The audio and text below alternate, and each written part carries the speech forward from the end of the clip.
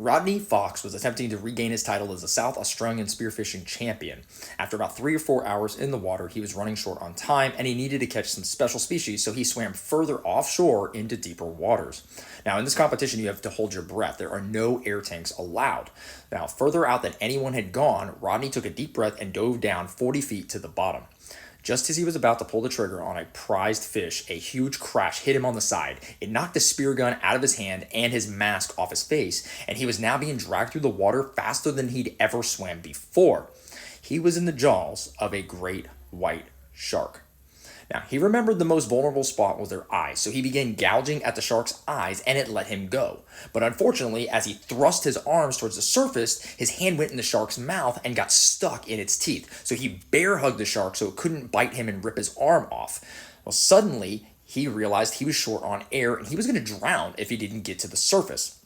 So he let go and kicked off the shark's back towards the surface. Now, a trail of blood followed him. He kicked as hard as he could while looking down, and he saw the shark heading straight back up at him. But just at the last minute, the shark turned and swallowed the float that he had tied his fish to, that he had speared. But the float was tied to his lead belt by his rope that was now in the shark's mouth, and the shark dragged him back underwater. Well, Rodney tried to find his quick release for his belt, but his hands were all cut up from the shark's teeth. Within seconds of drowning, the shark miraculously pulled the line, it snapped, and he was able to get to the surface.